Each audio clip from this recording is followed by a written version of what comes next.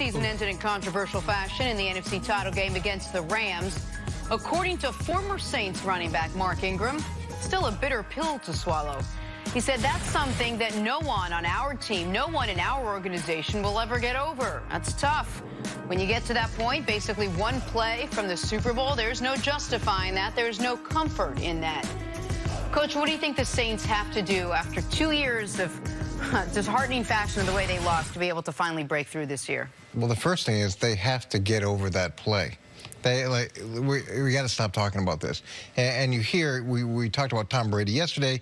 We heard his comments. Every year is a new year. You got to start at the beginning. You got to work your way up. But you got to move past what happened last season. And just real quick, Ingram maybe is a good window into how players on the Saints are actually feeling, because they might all, if you're still with the Saints, have the company line, which is we have moved past it. Ingram, because he's with a different organization now, can be more honest about how the Saints might actually really be feeling, because, I mean, even when you heard his words there, he kept saying our, us, we, even though he's not on their football team anymore. He's with Baltimore. So I think it is instructive on how tough it can be to get over those things. Sorry to interrupt. But it's been a long time. They needed to get over that play during the game. There was a bunch of football that was played after that play. Before he went to overtime. And they had a chance in overtime to go down. And so there's a lot of things that happened after that one play that kept him out of the Super Bowl besides that. And I think to make that step, it's the resilience, it's the ability to move on. The 5-second rule we used to talk about, no matter if something's good or bad, you have 5 seconds to either celebrate or to be miserable. Then life moves on, and you got to go on to the next thing. So they've got to build that mentality. I think the other thing offensively is replacing a guy like Mark Ingram. And it's not just what he did as a player. It was his relationship with Kamara. That was special. Like, you see those guys talking and the way that they interacted and did everything together. That's going to be hard to replace. And then losing their center and trying to figure out who's really going to fit in that center spot.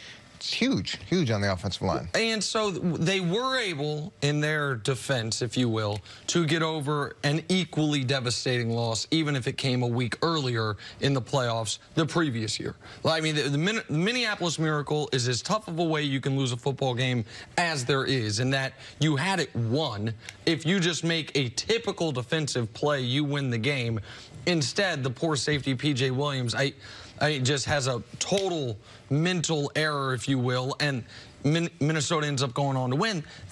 Last year, they were the best team in the NFL throughout the regular season. They lost week 1 to Tampa. They then won 13 of their next 14 games until a meaningless week 17 game when they already had the 1 seed locked up. So they were able to recover, and they are incredibly talented. And after 3 straight years of great offenses with awful defenses that led to 7-9 records, they've now had more than competent defenses to supplement Drew Brees, to go along with more than competent running games, so where Drew Brees doesn't have to throw for 5,000 yards every year. So I know every season's different, but what they have to do this year is the same types of things they did last year and the year before that led to them being in the position where they could have won a championship each of the last 2 years. They've stayed healthy. They've taken care of the football. They've played good defense. Drew Brees has been brilliant when he's needed to be. Like, I don't think they need some major systemic changes, assuming they can get over the way last season ended after getting over the way the previous season ended. Well, they were the best team in the league through 12, 13 weeks. But after that, they weren't the best team. And if they don't get that figured out,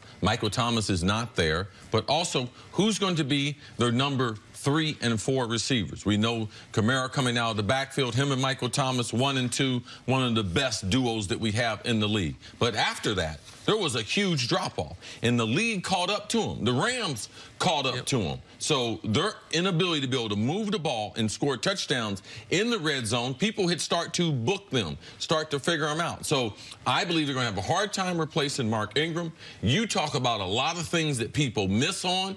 That intel, when you have a veteran, a Pro Bowler, who surrenders some of his role to a younger player, getting him acclimated into New Orleans. Not only the interviews, all the stuff they did off the field, all the eating, all the camaraderie, that trickles down into your locker room. So they have a great environment there. was created a lot by Mark Ingram and some of those other veterans.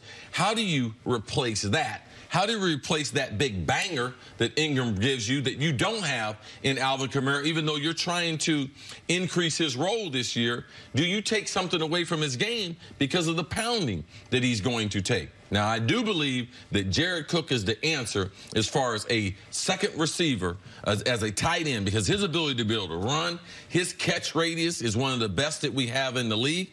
And I believe that Sean Payton and Drew Brees will take advantage of the best catching tight end that they've had since Jimmy Graham left there a number of years ago, Coach.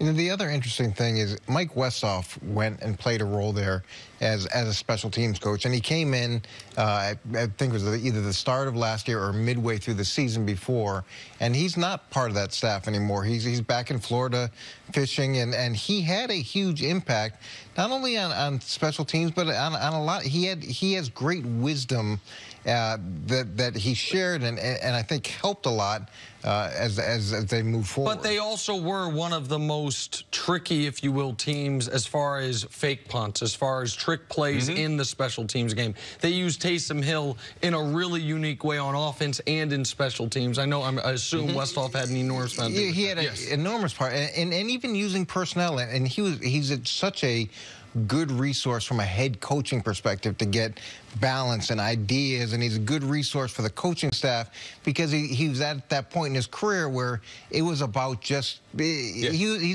stabilized their special and he didn't need to climb. He wasn't climbing the ladder. He wasn't looking for another job. He was just looking to be part of something great, and I think he contributed significantly to that. Can't the Saints take just a small page out of what the Patriots did last year? I mean, the Patriots are able to sort of prolong Tom Brady and help Tom Brady out. Last year we talked so much about them focusing on the run, which we haven't seen in a long time, but Tom Brady's not that young. I mean, you want to make him last throughout the whole season. You want to be as productive in this. Drew Brees, I'm sorry. You want to see Drew Brees be as productive the second half as he was in the first half. Last year, he wasn't. The first 4 games, he was.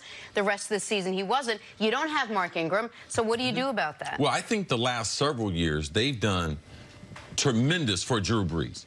They don't throw the ball as much as they did, and that was part of Mark Ingram. We're going to run the ball. We're going to lean on that offensive line. So also in talking to Drew Brees personally, he believes that he can play as long as Brady. He believes he's in as good a shape. He didn't mention Brady's name. He said this to me: Chris, I take care of my body. I have a staff of 10 people. I believe that I'm as in good a shape as anyone, and I believe I can play as long as anyone. I just don't put it out there for the public like other people do. I understand. I got it, Drew Brees. I knew exactly what he was saying. So, Drew Brees, we can't just expect because, now they're 38, they're 39, they're going to fall apart. Drew Brees is a special, special athlete. One other thing for them, they are a team that did the odd thing of trading 2 first-round picks to move, trading an extra first-round pick to move up, not to go get a quarterback, but to get a defensive end in Marcus Davenport. They have your guy, Cam Jordan, son of your former teammate for a long time. You have the ability to have 2 potential elite edge rushers. Marshawn Lattimore, I believe, is going to make an all-pro team throughout his career. They added Eli Apple, who was a first-round talent for a reason, even if he fell out of favor with the Giants. They do have the ability to get after the quarterback and stop the pass. Like, they can be a very good defense that can play fast on that turf in New Orleans. So it's not just about what their offense can do. That's how you win. You go 13-2 last year before you rest everyone in Week 17. That's how you do. You hold the Rams' offense down the way they did until losing in overtime. I mean, I think the Saints are a very well-rounded, very dangerous team.